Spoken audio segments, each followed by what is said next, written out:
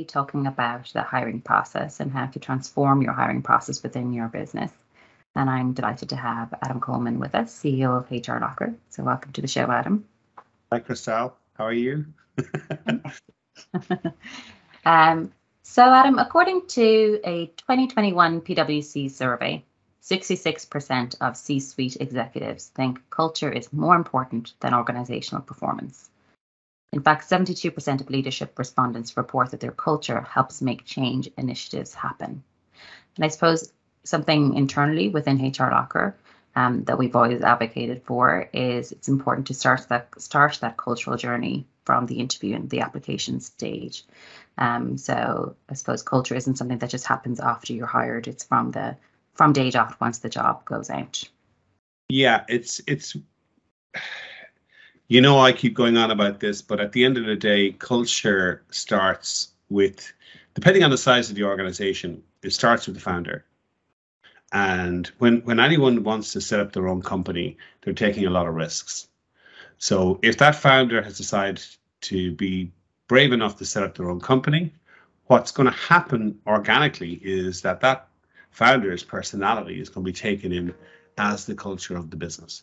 And as you add more people to the business, their preferences will amalgamate into the culture of the business. So if you don't take control of the culture from day one and document it and make sure everybody knows how they're supposed to be working within the business, then it can go astray and you'll end up with this culture that you have no idea where it came from. Mm-hmm. And so if we look at terms of the hiring process, and we'll talk a bit about culture later on in regards to how to make sure that you're, I suppose you're taking it into account during your interview stage. But so we start from the interview stage from somebody actually applying for a job. And I think lately I've kind of seen most companies aren't really interested in cover letters anymore. It's really just the CV. We always insist as a company that we want a cover letter. Do you think it's important now, or do you think it's something that is kind of old-fashioned at this stage, or why do you think it's important? I think it's very, very important. And it's very important for the people who are hiring and the people who are applying for jobs. And I can give you an example. As you know, Christelle, we've grown very rapidly in the last 18 months, and literally we have over trebled in size at this stage.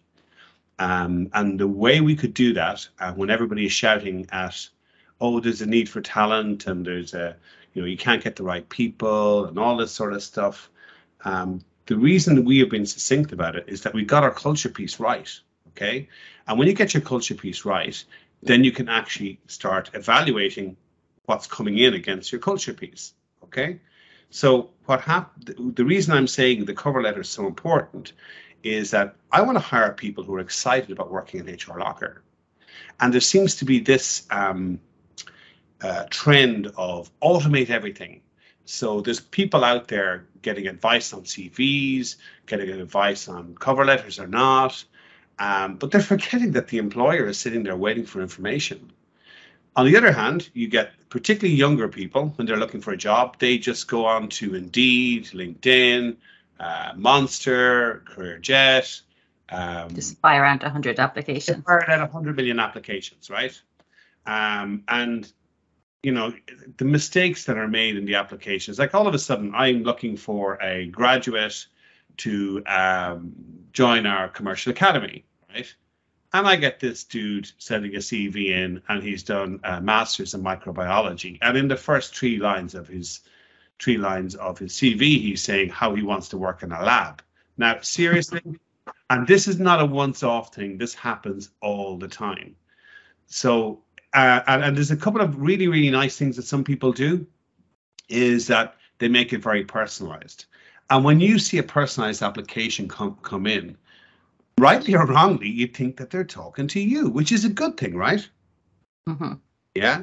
So the cover letter gives them an opportunity to sell themselves and tell them why they want to work in HRLocker or whatever company they're applying for. And it actually differentiates them out. One of the other things that we do is we ask questions. Now, they're not difficult questions. There's I think there's about 5 questions. One is, do you have a work permit to work in your chosen location? Because we're a fully remote company, so we can actually employ people from anywhere.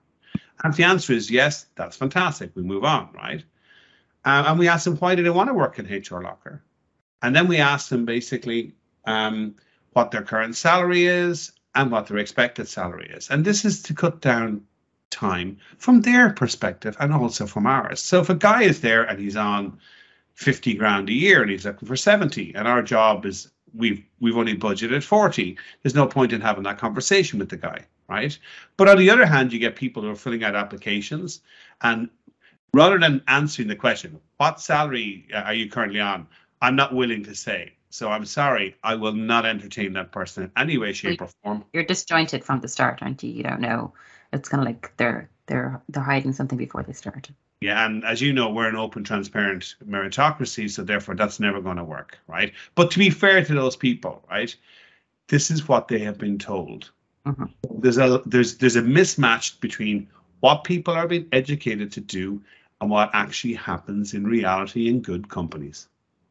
Yeah, and actually interesting you say that, because I was at an event a couple of weeks ago in one of the universities, and we were talking about what they teach graduates. So they teach graduates to make sure when they've graduated, go out there, expect a salary of 60,000, even if they don't have any work experience. And it's the universities that are telling them that. And then when they actually come to the cold hard face of recruitment, and people are like, what? That's not actually true. Yeah, so it is important of how you're actually educating people. Yeah, listen to educators about education. Don't listen to them about what you should do with that education, because they don't have any decision to make on that one. Companies make that decision. So you can go out as an educator and you can say, current trends, data analysts get paid more money than everybody else. So now you have thousands and thousands of people doing masters in data analysis. And I know it's very important, and I know it's very passionate in your world, Christelle, but there isn't 100 million jobs for data analysts out there, and the universities are making a killing on the education. So, be very, very careful of what the universities say, and more importantly, why they say it.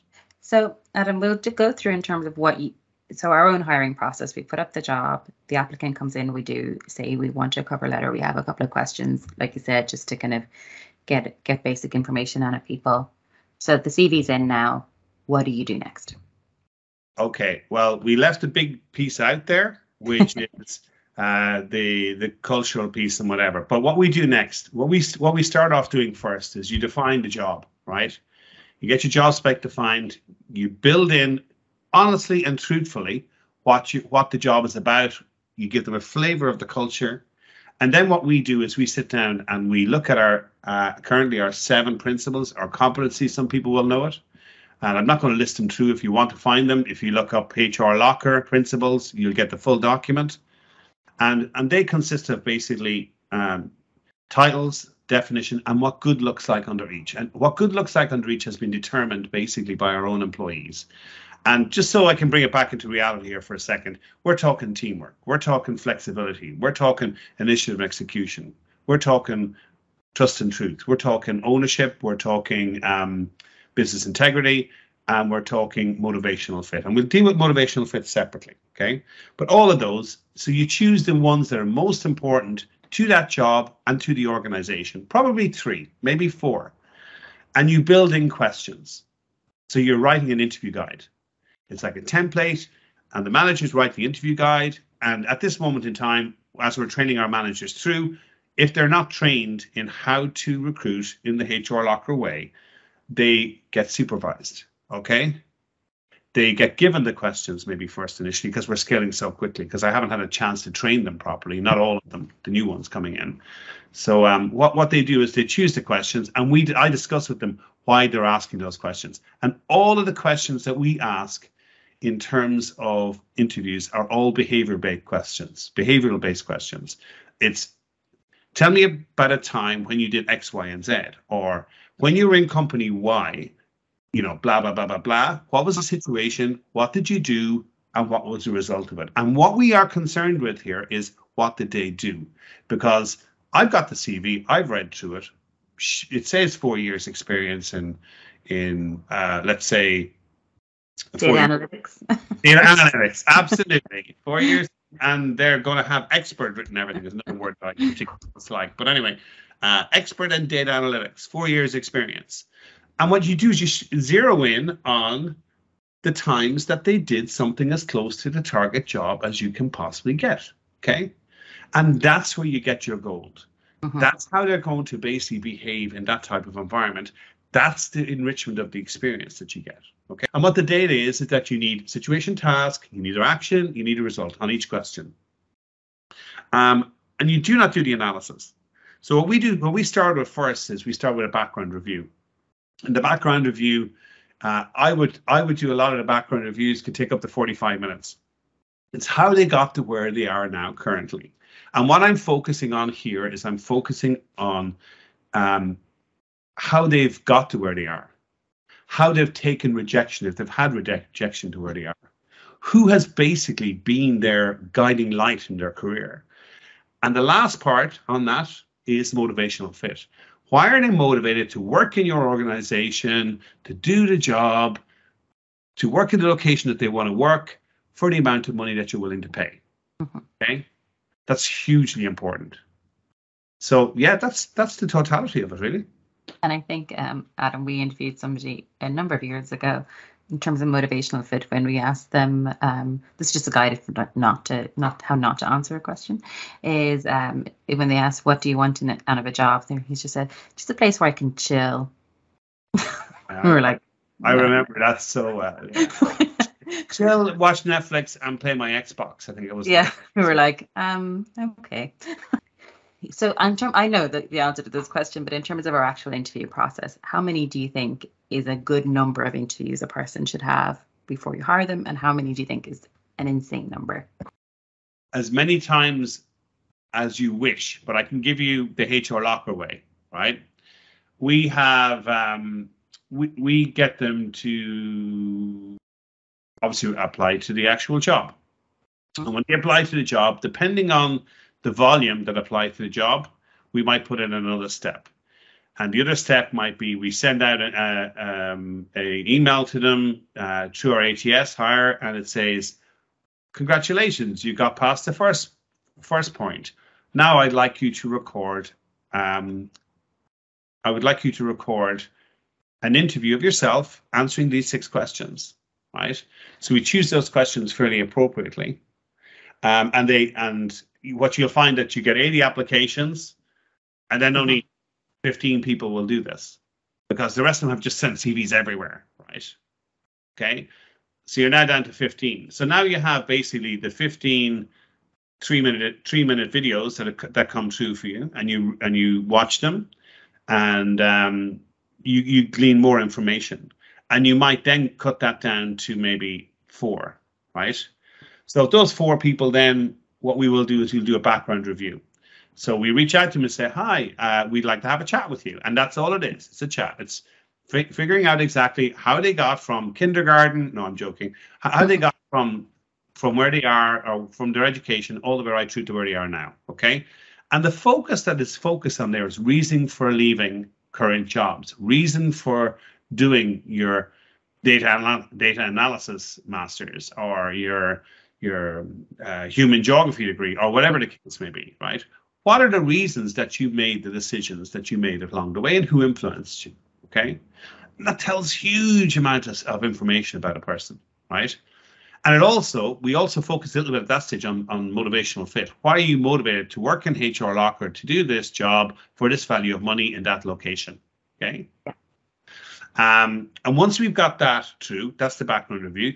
That's another cut point. So you can say, okay, well, do you know what, Johnny, it's not really what you want to do, but, and this is really valuable, but there could be something here for you in the future. Okay. So now we're down to the behavioral interviewing side. Then the managers get involved, or manager, normally two on one, if you know what I mean, 2 interviewees on 1 applicant, no more than that. Otherwise, it gets overwhelming. Yeah, it just gets, exactly, because I always think you say, which is right, it's, interviewing is not a natural thing. Like, it's not natural that you get to talk about yourself for an hour and a half and be asked questions for an hour and a half. So if you've got 10 people looking at you, you're not going to get the real essence of the person. Am I allowed to go into that joke now, Christelle, that I normally tell? What I normally say at this stage is that if you walked into a bar and you excessively talked about yourself to two people for an hour and a half, I'd say if you got 5 minutes from them, you'd be lucky. Exactly, right? yeah. And that's how ridiculous an interview is. You know, you're given this podium to talk about yourself, and people will intently listen and actually take notes. Imagine that. Imagine somebody in a bar taking notes about you. It'd be amazing. Anyway, so the point being is that it is a completely false situation. And if you actually play that out at the beginning of the interview and you tell the interviewee that, they relax. And when they relax, they tell you the truth. They don't stand on this podium and give you the stuff that they all learned. They tell you what's actually inside of them and what they really feel and what makes sense for them. So the behavioral interview is done. We'll say in our situation, more than likely, if it's we will do it against flexibility, we'll do it against teamwork, we'll do it against initiative and execution. And then depending on the role, we'll add some more, which could be ownership, it could be trust and truth, which is becoming more important to us. And what you end up at the end of that is you end up with data. And you don't analyze the data in the interview. Actually, it's best if you leave the data analytics for a couple of days after the interview, because then it removes bias. Mm-hmm. You know? So if you leave the data aside for a while, a day or so, and then you go back to it, and then you look at the data independently of the interview, and you say, okay, this was a situation that person was in. This is what they did. Great. So we're looking at how they work rather than what they do. Okay. And this was the result of it. And what you do is you score that. You score that on the basis of how recent was the example that they gave, how close to the target job was it, and is it a sort of situation that would likely to happen in HRLocker? And then you decide, is that acceptable, non-acceptable? Maybe I don't have enough data. So maybe it's acceptable, but I don't have enough data. And this is how you basically, you score each question, right? And then you make an overall hiring decision at the end of it all. I think it's important at that stage for the hiring manager to, I suppose, maybe somewhat accept that the person has sent a CV, they've been selected, maybe have gone through a test, if it's a development job, or maybe have gone through that. So technically, they're able to do the job. And what you're actually assessing at this stage is their cultural and behavioral fit, which is two very different things, right? 100%. And honest to God is the most important. You can teach anybody anything, but it's really difficult to change their behavior and how they work.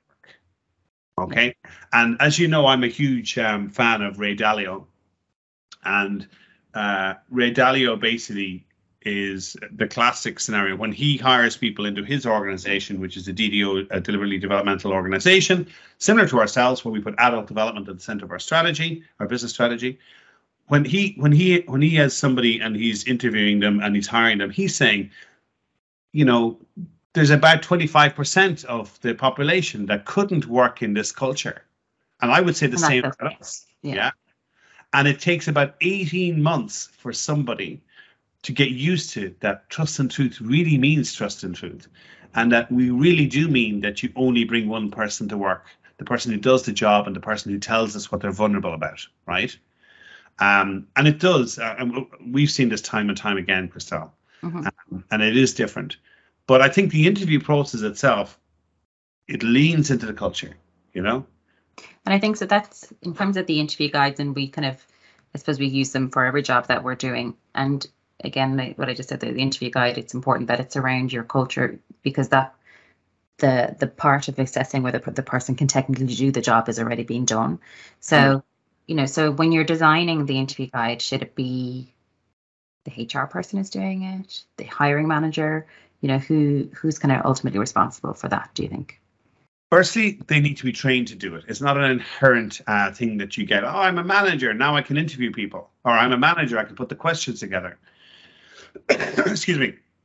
There is some training required. And the first part of the training that they get in HRLocker is that they're all interviewed this way when they come into the organization. So they see the benefit of it automatically. And then there is a clamor for the managers to say, how do I get interviewed? How do I get trained on this? Which is brilliant.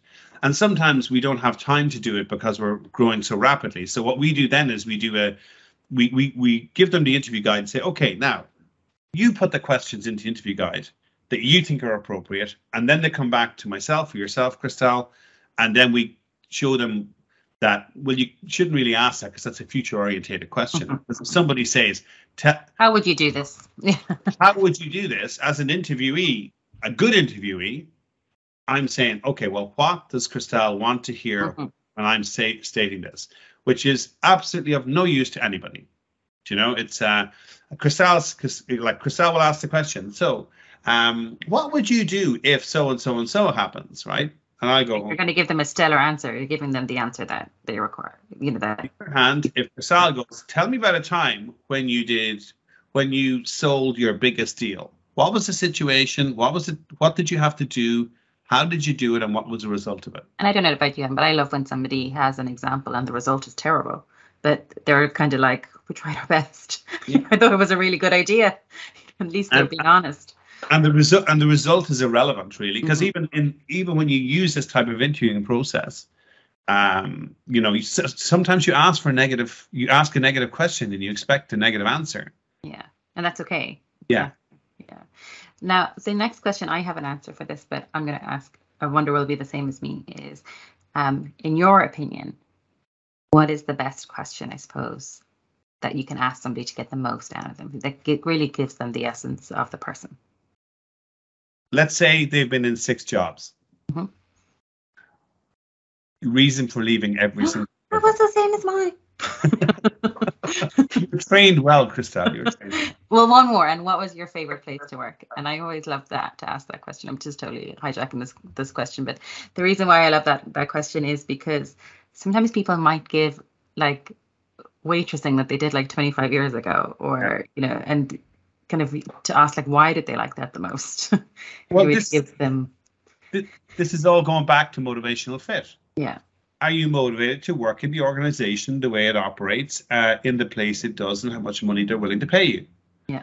Yeah, and that's the key. And you know, and the thing about it is, you hear the same answer to that question all the time. You know, it's like, why did you leave company X? Oh, I couldn't be developed any further. Oh, what a crash! Right? Most of the time, it's not money. You know, most of the time, it's I wasn't developed.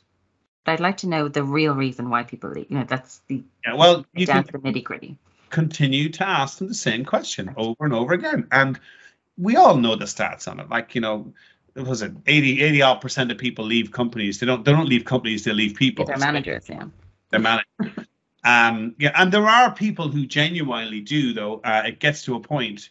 I think the way it works is leaving your manager, leaving your location, and with remote working, that's going to go away a bit with remote working companies. And then there is, I haven't been developed enough, to be fair. And the 4th or 5th question is money. Interesting enough, reason for leaving. And a lot of people will say, oh, I left because I want to earn more money. I would say the percentage of people who answered the question in that way are not. I'd say there's a very, very small amount of them that are answering that question. They're telling the truth. Yeah. Truthfully. But I know we're talking about, you make fun of me how much I like the data side of things, which is not my natural preference, by the way. It's just a job I have.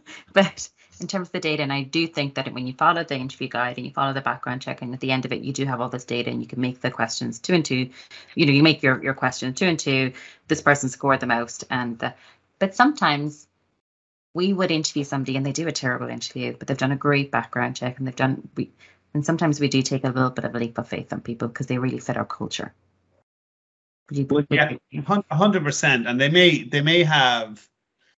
The hardest one is that I've done this a few times, and you'll know who the people are who work in HRLocker. You'll interview them and you look at their background review and you go, they just don't have the experience we're looking for, but they're really good people, right? And the more I think about this, Christelle, the more I think of, from our perspective, posting job adverts is a pain in the ass, right? Because we hire people, we don't fill jobs. Do you understand me? So recently I've gone through a couple of interviews for salespeople, and we've hired all the people we need at this moment in time, which is great.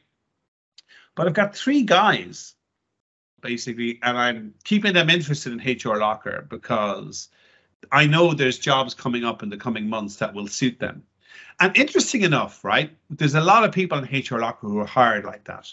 Yeah. So when it gets to a point of hiring people, yourself, Mike, myself, Jenny, Sinead, Philip will go, oh, do you remember that guy we interviewed? He says, yeah, we have him on the list. So he's and we always say it at the end of the interview guide in HRLocker, it's like, is this person hireable? And it's either no, or is this person hireable for the future? And that could be a yes. Okay.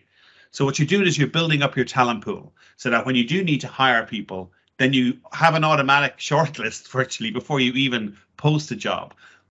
And I think, you know, when you actually get it down to the fact that you hire people, you don't hire jobs. What do you think about then? And this is, and we're kind of comparing to apples and oranges, to very different things, both fruits. But anyway, in regards to the likes of Unilever, they're very public about how they manage their hiring process, which is huge. It's massive. They get 1 million applications a year. You know, it's huge, and most of it is gamified or automated to get people. Now they say that they give a lovely process in terms of that people feel like they've actually spoken to somebody, even though it's all automated, to get, I suppose, to shortlist that amount of candidates. Obviously, when you're kind of when you're not dealing with 1 million candidates a year, you're only dealing with a couple of thousand. You can give people more of a personalized approach, but a lot of recruitment is kind of moving towards that trend of automating kind of 50% of that first bit. Do you think it's kind of dangerous, or do you think that's just ultimately where we're going to go? It's not an exact science, and you can't AI your way out of it. You can AI your way out of we'll say the jobs that are base jobs and prerequisites. But when it gets down to, like, you know, managers, people who manage people, it gets down to specialists who you know, who may be technical architects and stuff, right? There's an element that says, okay, well, they only need to be technical. No, they need to interface with the directors and the various people around. So so I think there's a place for AI, and there's a place for, I suppose, cannon fothering the actual the applications. The pre side of it, yeah. So, and I tend to describe it as inclusion jobs and exclusion jobs, right? Exclusion jobs is like, okay, I've got 150 million applications here, but I got 10 jobs, so I need to exclude as many of them as possible. And then you have your inclusion jobs, which is like, I'm only getting 1 or 2 applicants. Yeah, it's a different thing.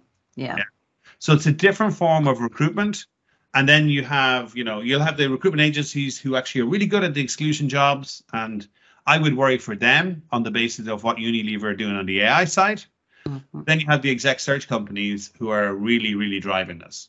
Yeah, and I think with those higher level jobs, it's not even higher level, it can just be those very specific jobs. Yeah. Is that you kind of sometimes have to think outside the box. It's not just like about putting it up on Indeed. It's like we've spoken about this several times, is kind of the referral side of things. I think is massively underutilized in companies in terms of internal referrals from your own employees can be so powerful.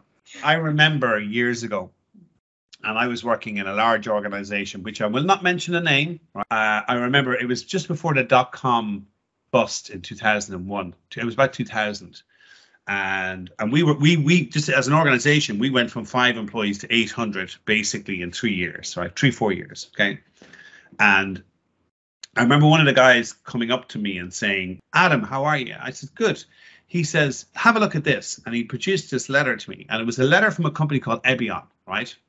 Who were like, one of the places to work in Dublin at the time. And it was, if you refer 3 people to us who get hired, 3 people, you get a 3 Series BMW. Yeah, I mean, I thought, holy Jesus, I was going like, oh my God, what is happening to the world? This isn't last year. I've referred more than 3. I'm still waiting on my BMW. Interesting thing around that, approximately 7 months later, Ebion went bust. Which was too many BMWs they're giving out. Obviously, but and anyone who worked there, you know, you'll know that it's the truth. So you can come back and you can harass me if you wish. I'm quite happy to be harassed. But it is an interesting, I mean, I think it's like I've referred people into HRLocker to work, and it's a difficult decision to make because you really want to make sure you're referring people who aren't going to be a pain to work with, you know. So, and it is a leap of faith that you're taking. So I do think when people refer, they don't do it easily. You know, they think about it. Yeah, they do. And you know what?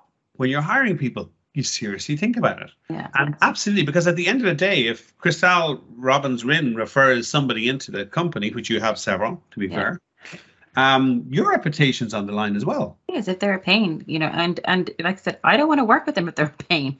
You know, so I remember one sales guy in who is now our sales team leader, who recommended a guy to us quite a number of years ago, right? Who will remain nameless. And I interviewed him. We did all the interviews, went through the same process.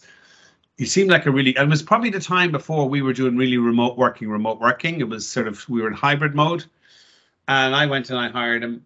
And anyway, it didn't work out. He didn't even start, right? That's how I'll get to that. He had told me that he had 2 job offers, one from us and one for another one, and that he had a preference towards ours. And anyway, the other one came back an hour and a half later or whatever than ours, and then he turned us down. And I remember going back to Philip. You can hear me here, Philip. And I said, Philip, how did this happen? He says, yeah. He says, you know, I recommended him because he was good at the job, but I didn't think he'd fit in here. And I said, well, why didn't you tell me that? And I wouldn't have wasted all this time. And to a certain degree, employees have to be feeling really comfortable of recommending people. And, you know, and as you quite rightly described it, it's a big thing to recommend somebody. You know, and while Philip, to be fair to him, felt that he could do a good job, he knew he couldn't fit in our culture, but he still wanted to see could he help me out, because we were finding it difficult to find people like that at the time. Yeah. So yeah, referrals are very powerful. I think so. I do think it's underutilized, but I do wonder in the next 10 years with recruitment, with that AI side of things, with people finding it difficult to hire people for the moment, because maybe in 2 years' time we might have a very different landscape.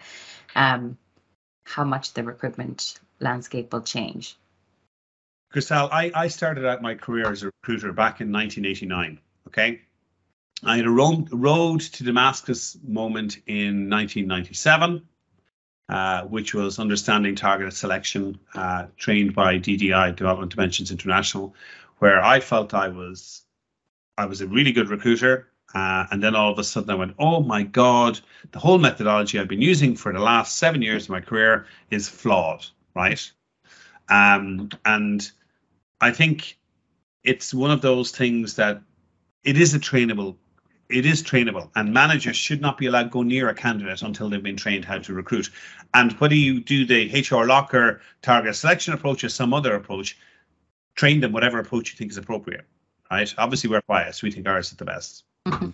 And we have a proven track record, and it's all good. But you know, it's not an inherent skill that somebody has, because what they're going to do, if they feel it's an inherent skill, they're going to hire people like them.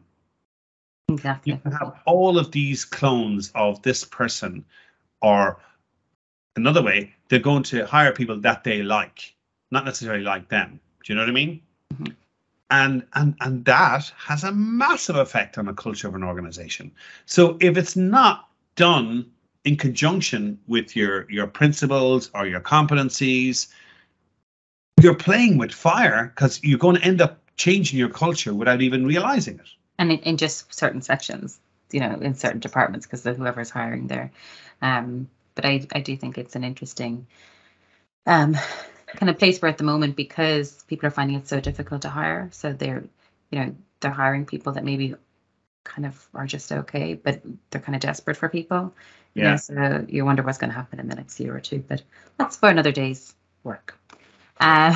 So thank you so much, Adam, for being with us today. We'll have a number of kind of downloads, which you mentioned to Adam anyway, in regards to our own cultural framework, and interview guides, some sample interview guides, and skills metrics as well.